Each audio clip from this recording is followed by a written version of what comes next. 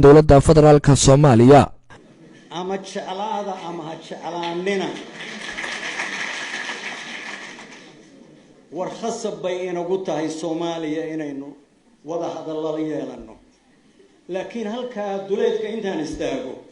yaan ka doobdoobinaya waa cadaysnahay de war ma aha taas war hadda waxay u eg tahay Imaaraadka iyo Ethiopia strategy ay wada leeyihiin inay rabaan geeska Afrika inay ku dhaqaan warbalinteenu Soomaalida isriixriixaynay ama Ethiopia marna aynu lahayn waa cadowgeeda koowaad marna loo kala dheereynayay waray arrintu maanta meeshay maraysaa strategy-ga Imaaraadka particularly Abu Dhabi iyo Ethiopia ay wadaan war kama gilgilan karno huhana isuma akhri karno arrintaas talay u baahan tahay war sugan inaynu haynayno u baahanay yaa inoo tol siyaasadeeda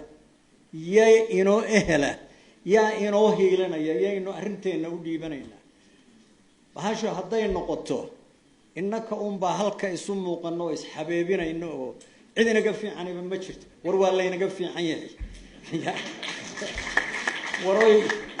war waxaana la inooga fiican yahay waa la inaga awood badan yahay waa la inaga xeelad badan yahay waa la inaga dhaqaale badan yahay taban hardhow marwayto warka waxaan ku bilaabay qoli Somaliland mindeen waxay damacsantahay waxaad aaminsantihiin war hadda muddo 2 sano ku dhowaan Hargeysa jooga taad ku jabi lahaydeen jarteedii baana la idin dhigay maxay tahay taasu haddii Imaaraadka iyo Ethiopia dawladda dhexe ee Soomaaliya ay gacan siiyaan Ethiopia iyo Imaaraadku waxay doonayaan resourceska ama strategic position-ka dhulkan ku yaala inay ku midoobaan oo wada faa'iideystaan hadda waxaan u maleynayaa dekada Berberana shareskeeda labadu inaga badan marka labadooda la isku daro awal taam ogeyn hadda shareska yaga inaga badan haddii ay labadoodu isku raacaan dawladda dhexe inay gacan siiyaan waxaan u maleynayaa arrintaas waa arrin nolosheena aad u wiiqaysa geesta kale Professor Ali Khaliif Kaleed waxa uu sheegay in heshiiskii Khaatumo iyo Somaliland aan wali la fulin arrimahan dimuqraadiyadda iyo walaahowgan aynu sheegno warbal bahashii hal laga soo dego oo bal ummadan halka joogta ee dhulkana u dhalatay ee dantoodana Somaliland u aragta maxay u noqotay in wax dhageysta la waayo yaa ka jawaabi kara guddi baan hadda 4 sano wada shaqeynay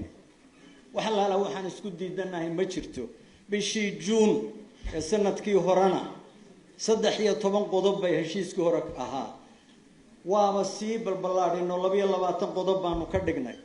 waa isku raacnay waa wada saxeexnay balaayo waxay ka dhacday waxaan maqli jiray dadka qaar kood baa meydkooda xanfalay la tagtaa waxaan u maleynayaa heshiiska yadii xanfalay baa la tagtay hadda waxaadna ogaataan oo aan